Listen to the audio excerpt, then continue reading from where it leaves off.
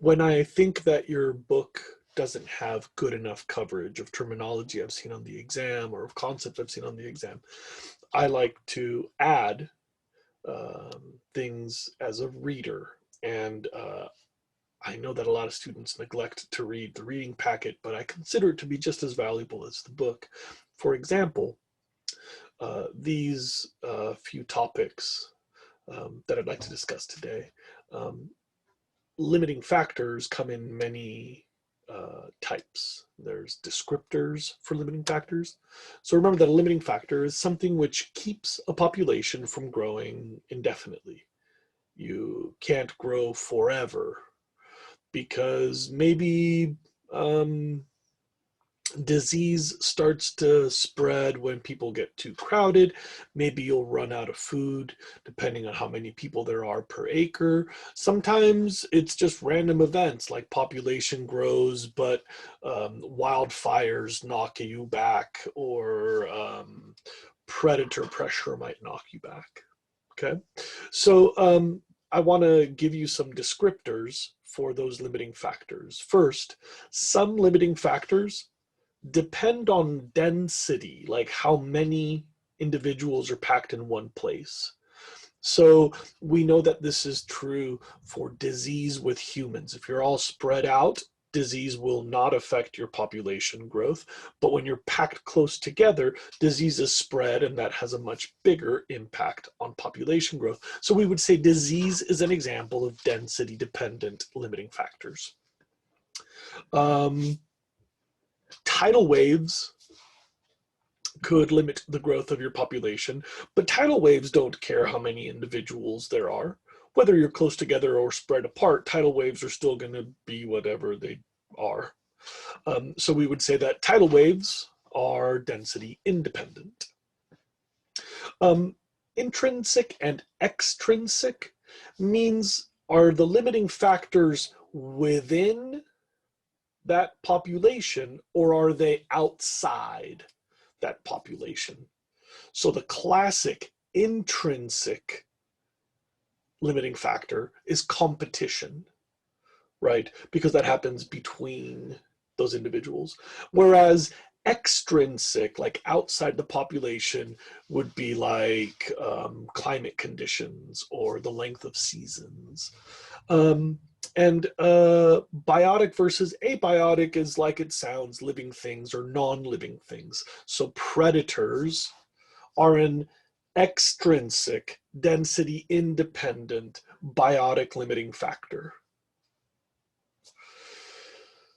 Maybe if there's a lot of individuals and it makes it easier for the predators to find you, then we would say it's extrinsic, biotic, density dependent, right? Because if there's more individuals, maybe you're easier to find. I could imagine both.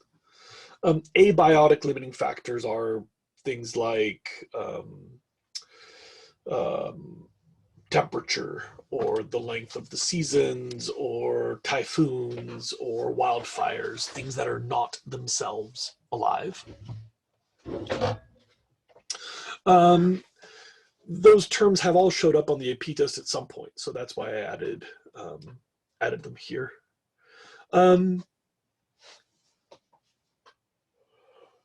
Forgive me, excuse me, it's very late. R selection and K selection are evolutionary strategies. How an organism makes its offspring. I actually always forget which one is which, so you'll have to check your notes. But one of these is the strategy that it's a challenging world out there. Nobody really knows whether the offspring are going to make it or not. So you might as well make a bazillion of them with very little investment. The way that corals breed is classic. And I can't remember if that's R or K. You'll have to look this up yourself. But the strategy I understand very well. You know, the way that these evolve is, for example, corals, they can't really sense what's happening around them. Corals don't really know if temperatures are going up and down or if it's a good time to make babies or not. They don't really get to pick where their offspring are going to start because they're broadcast into the water column. So you're not going to invest a bunch of energy in one perfect baby and then let it go into the currents and hope that works out, right? Because it's a huge gamble. So if reproduction has a lot of chaos, uncontrolled variables, then those organisms tend to evolve the type of selection, I can't remember, where you make a whole bunch of offspring with very, very little investment.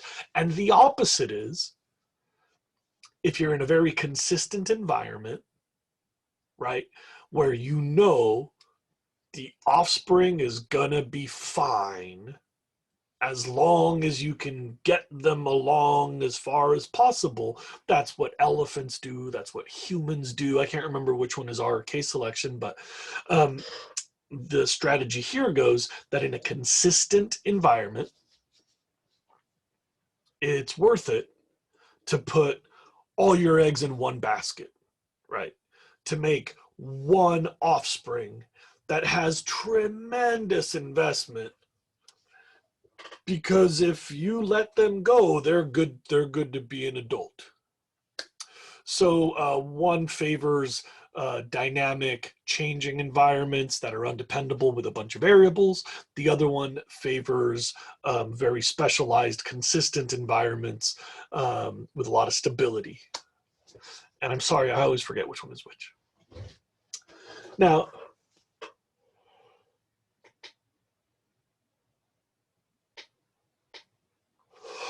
man, it's brutal. I did not put a star on number 41, but maybe I should have. I'm going to make you a crappy drawing using my mouse on the screen. And you're not going to like it. But anyway, here comes my crappy drawing.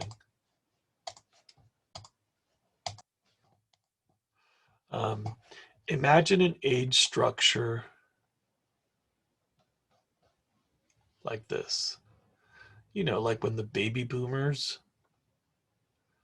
were like graduating from high school, right? Where there's like a thick spot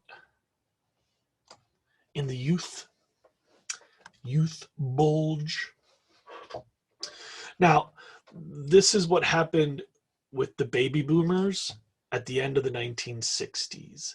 They're all like coming out of high school. This is the baby boomers.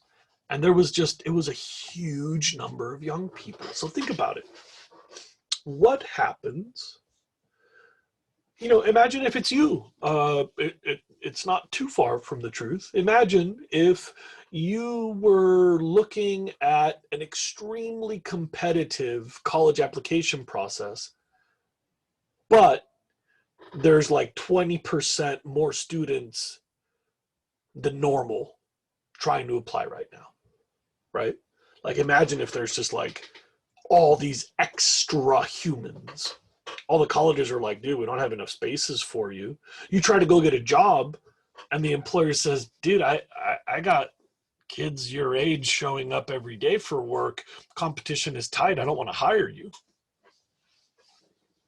This is called a youth bulge. And the idea is society may have been accustomed to college students and turnover in the workforce. But if your generation is bigger, then you're going to have a bunch of people who don't fit in, right? The amount that is more than usual, those, if you don't integrate them into society, those can be a destabilizing force.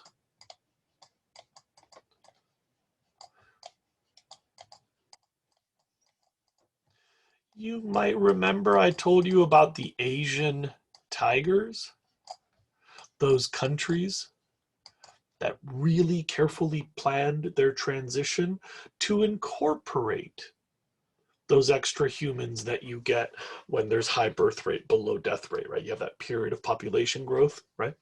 So during that period of population growth, you're going to get extra people. Well, what if we plan to put these dudes into a couple of new universities, right? Then we're going to open some new hospitals so all the doctors can be employed, and we'll use them to improve healthcare and further lower mortality. Some countries have successfully planned to incorporate their youth bulge. Some countries have not. And so what are all these people going to do? There's no jobs for them. There's no college spaces for them. In the United States, they were the hippies. In the United States, these were the long-haired flower children, back to the earth movement, free love, psychedelics, touring the country in school buses. I don't know. It was before my time, but I've heard a lot about it. And, you know, there was a lot of political protest when the baby boomers didn't really feel like they had a place in society. All those extra humans were like, I don't know, man, I really just don't know where I fit. And so they're just kind of restless, unincorporated people. You know, a person my age, I'm not going to protest. I got work to do. I got kids to, you know, be home with. I don't really do that stuff. But if you have a period where a whole chunk of civilization like doesn't have a job and doesn't have a career and doesn't have a prospect and doesn't fit into college, man, those people are going to be restless. In some parts of the world, those are easily recruited for terrorism, aka Afghanistan. Fun fact, if you look at a place where people recruit terrorists, you'll see a youth bulge. Because those people are prime candidates, right? It's like, oh, are you frustrated because you don't have a job? Wouldn't it be nice if your country had given you a chance to go to college? You can take those frustrated people and you can put them into devious tasks, destabilizing force, terrorism, recruitment, youth bulge. Or you can take those people and plan on their inclusion. Singapore, Hong Kong, Taiwan, South Korea, and to a lesser degree, Japan until World War II. There are some places where those extra youth are incorporated into society, and other places where they just kind of slip through the cracks and then they just kind of fester like people that just are out there.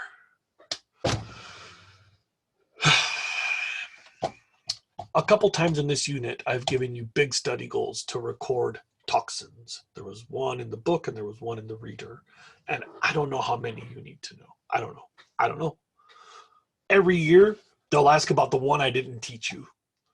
So if you study all of them, they'll ask you about PCBs, or they'll ask you about, what's the one that like used to be in cans, like the liner of the can, whatever. There's like so many toxins out there, and I just don't know which one you need to study. The College Board has a bazillion random details. Now, if you want to get a 5, you need to start harvesting trivia. Find the famous places, the famous people, the famous species. If you're just trying to pass, like get a 3 and you're okay with that, I don't know, maybe you don't even need them, but I put them in there so that you have a couple of resources you can use. I would probably look those over. There's potentially 1 or 2 of those on this unit exam. I can't remember. Finally, in the list of all the things that are pollutants, you know, things that aren't supposed to be there that cause harm. That's the definition of pollution. Something that's not normally found there, and when it is found there, it causes problems. That's pollution. There's one that we usually forget about, and that's light. Now, hippies like me, we always complain that you can't see the stars in cities. So if you ever go outside for a walk with some beautiful young person and you're like out at night and you're like looking at the stars, you can brag and be like, oh, I'm from Santa Barbara. We have beautiful stars there. It's too bad that you have so much light pollution here in New York. I was just at Refugio, and man, there was no light pollution out there, and the stars were spectacular. Hippies complain about that, but actually, there are ecological problems, and you need to know them. There are three. Light pollution affects the migration of birds, it affects the nocturnal behavior of animals. And so, for example, mice are more likely to be seen by their predators. And so it can favor either the predators, or sometimes you can blind the prey. And so it can, it can blind the predator, so that benefits the prey. Both of those are possible.